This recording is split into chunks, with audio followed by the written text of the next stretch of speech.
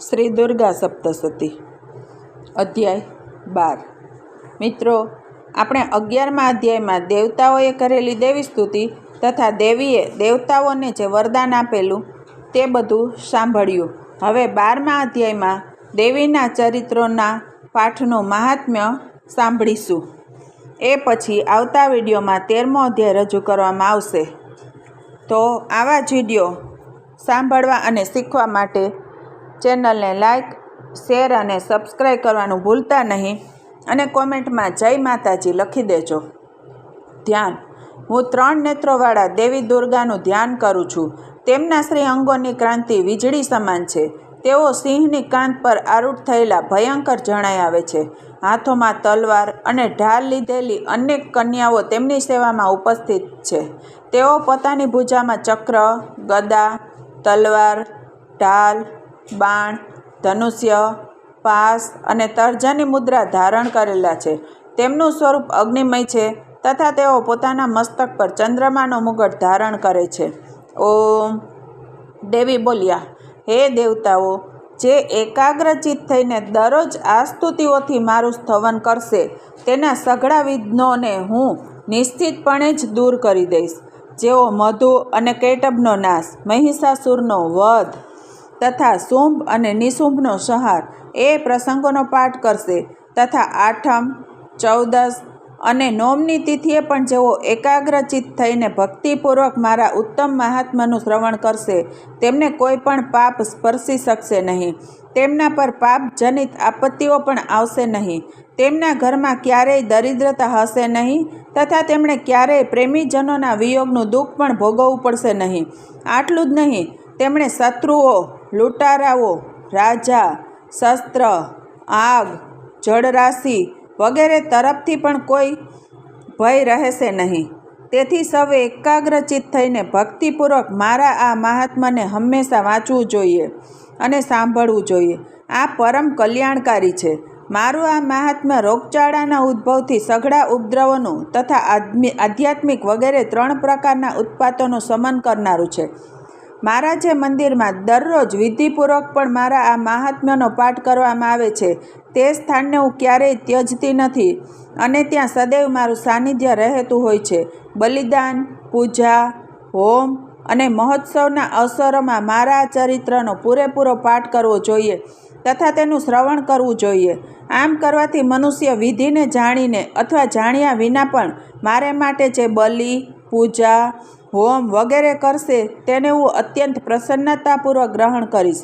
શરદ ઋતુમાં જે વાર્ષિક પૂજા કરવામાં આવે છે તે અવસરે જે મારા આ મહાત્મ્યનું ભક્તિપૂર્વક શ્રવણ કરશે તે મનુષ્ય મારી કૃપાથી બધા વિઘ્નોમાંથી મુક્ત થશે તથા ધન, ધાન્ય અને પુત્રથી સંપન્ન થશે એમાં લેશ પણ શંકા નથી।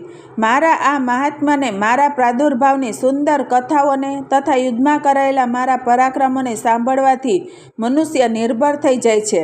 મારા મહાત્માનું શ્રવણ કરનારા મનુષ્યોના શત્રુઓ નષ્ટ થઈ જાય છે, તેમને કલ્યાણ પ્રાપ્ત થાય છે તથા તેમનું કુળ આનંદિત રહે છે। સર્વત્ર શાંતિ કર્મ કરતી વખતે ખરાબ સ્વપ્નો આવે ત્યારે તથા ગ્રહજનિત ભયંકર પીડા ઊભી થાય ત્યારે મારું મહાત્મ્ય સાંભળવું જોઈએ। એનાથી બધા વિઘ્નોનું તથા ગ્રહજનિત ભયંકર પીડાઓનું શમન થઈ જાય છે અને મનુષ્યોએ જોયેલા દુઃસ્વપ્નો શુભ સ્વપ્નોમાં પરિવર્તિત થઈ જાય છે।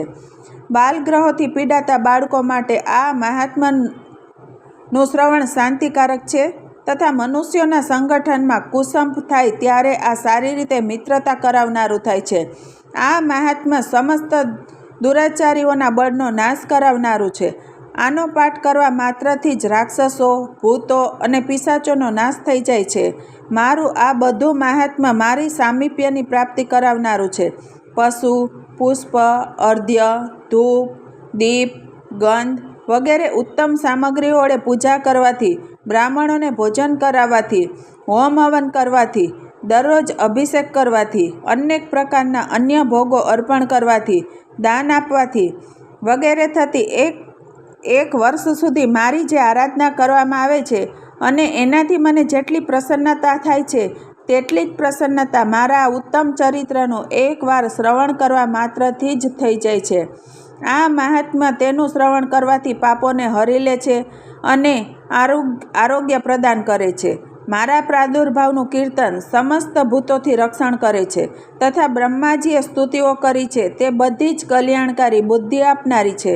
વનમાં, સુના માર્ગમાં અથવા દાવાનળમાં સપડાઈ જવાય ત્યારે, નિર્જન સ્થળમાં લૂંટારાઓના સકંજામાં પડી જવાય ત્યારે, અથવા શત્રુઓ દ્વારા પકડાઈ જવાય ત્યારે, અથવા જંગલમાં સિંહ, વાઘ કે જંગલી હાથીઓ પીછો કરે ત્યારે, ક્રુદ્ધ રાજાના આદેશથી વર્ધસ્થાને કે કારાગૃહમાં લઈ જવાય ત્યારે, અથવા મહાસાગરમાં નાવમાં બેઠા પછી ભારે તોફાનને લીધે નાવ ડગમગવા લાગે ત્યારે, અને અત્યંત ભયંકર યુદ્ધમાં શસ્ત્રોનો મારો થાય ત્યારે, અથવા વેદનાને લીધે દુઃખી થઈ જવાય ત્યારે, વધુ તો શું કહેવું, બધા જ ભયાનક વિઘ્નો આવી ઊભા રહે ત્યારે જે મારા ચરિત્રનું સ્મરણ કરે છે તે મનુષ્ય સંકટમાંથી મુક્ત થઈ જાય છે.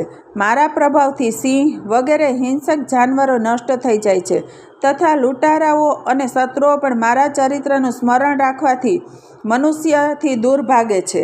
ઋષિ કહે છે, આમ કહીને પ્રચંડ પરાક્રમશાળી ભગવતી ચંડિકા બધા દેવતાઓના જોતા જ ત્યાંથી અંતર્ધ્યાન થઈ ગયા. પછી સમસ્ત દેવતાઓ શત્રુઓના માર્યા જવાથી નિર્ભય થઈને પહેલાંની જેમ જ યજ્ઞભાગનો ઉપભોગ કરતા રહીને પોતપોતાના અધિકારો ભોગવવા લાગ્યા. સંસારનો વિધ્વંસ કરનારા અતુલનીય પરાક્રમી દેવતાઓ શત્રુ શુંભ અને મહાબળવાન નિશુંભ યુદ્ધમાં દેવી વડે માર્યા જવાથી બાકીના દૈત્યો પાતાળલોકમાં ચાલ્યા ગયા. હે રાજન, આ પ્રમાણે ભગવતી અંબિકા દેવી નિત્ય હોવા છતાં પણ ફરી પ્રગટ થઈને જગતનું રક્ષણ કરે છે. તેઓ આ જગતને મોહિત કરે છે, તેઓ જ જગતને જન્મ આપે છે તથા તેઓ જ પ્રાર્થના કરવાથી સંતુષ્ટ થઈને વિજ્ઞાન અને સમૃદ્ધિ આપે છે. હે રાજન, મહાપ્રલયની વેળાએ મહામારીનું સ્વરૂપ ધારણ કરનારા તે મહાકાળી જ આ સમસ્ત બ્રહ્માંડમાં વ્યાપ્ત છે. તેઓ જ સમય આવ્યે મહામારી બને છે અને તેઓ જ પોતે અજન્મા હોવા છતાં પણ સૃષ્ટિ રૂપે પ્રગટ થતા રહે છે. તે સનાતની દેવી જ સમયાનુસાર સમસ્ત ભૂત પ્રાણીઓનું રક્ષણ કરે છે. મનુષ્યના અભ્યુદય સમયે તેઓ જ ઘરમાં લક્ષ્મીના રૂપમાં ઉપસ્થિત થઈને ઉન્નતિનું વરદાન આપે છે. તેઓ જ અભાવના સમયે દરિદ્રતાનું રૂપ લઈને વિનાશનું કારણ બને છે. પુષ્પ, ધૂપ, ગંધ વગેરેથી પૂજિત થયેલા અને સ્તુતિ કરાયેલા તે દેવી ધન સંપત્તિ, પુત્રો, ધર્મમય બુદ્ધિ અને કલ્યાણકારી ગતિનું પ્રદાન કરે છે. શ્રી માર્કંડેય પુરાણમાં સાર્વણિક મન્વંતર કથા અંતર્ગત દેવી મહાત્મ્યમાંનો ફલસ્તુતિ નામનો 12મો અધ્યાય સમાપ્ત.